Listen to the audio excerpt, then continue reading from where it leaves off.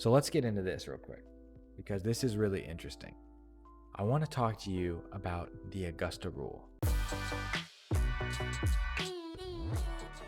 It's a really cool, unique rule. I did my research. I did look it up. Not only did I read the rule on the IRS website, but I also reached out to my tax guy, Steven, to make sure I was on the right track. And I said, hey, Augusta rule, let's talk about this. Because I have an LLC that is taxed as an S Corp. So I have a corporation. Technically, I treat it as a production company and a management company.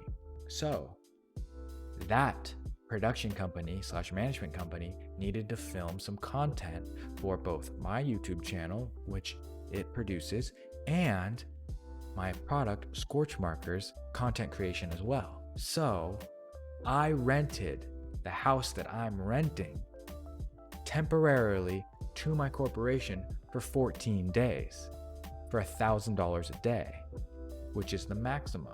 That is $14,000 that I was able to transfer from my business to myself. That is tax-free, does not have to be reported to the IRS, and can be considered a tax write-off. So all I had to do was work with the right tax guy to make sure that my rental agreement was put in place and I had everything transferred and tightened up and documented over the right period of time. $14,000 of tax savings just by implementing the Augusta tax rule. And that's what you get when you work with the pros. This is next level accounting. And I love shit like this. So here's another one. Here's another super cool tax incentives that the government has for you. The government wants you to hire your kids. They want you to teach your kids how to work and run the business. Therefore, they allow you to hire your kids for the business and pay them up to $12,000 a year and take it as an expense on the company. When your kids receive that $12,000, they don't have to file taxes because it's below the threshold.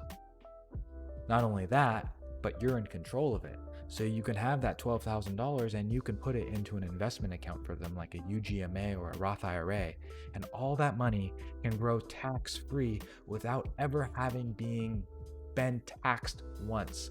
Straight out of your company, into your kid's checking account, into an IRA, boom. Tax-free money. It's pretty cool.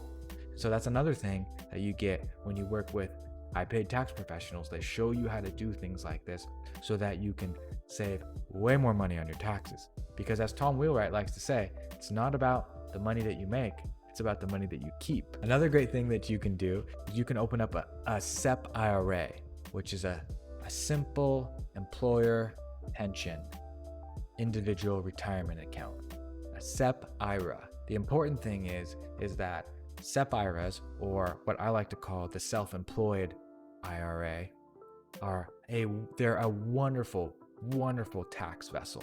You can put so much money into a SEP IRA and take deductions on that, right? You can lower the taxable income of the business and lower your own taxable income, and at the same time, increase the amount of wealth that you're building on the side.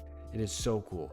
Like in some cases, you can put up to $47,000. Your employer can match up to like $47,000 in your SEP IRA, and the employer is yourself.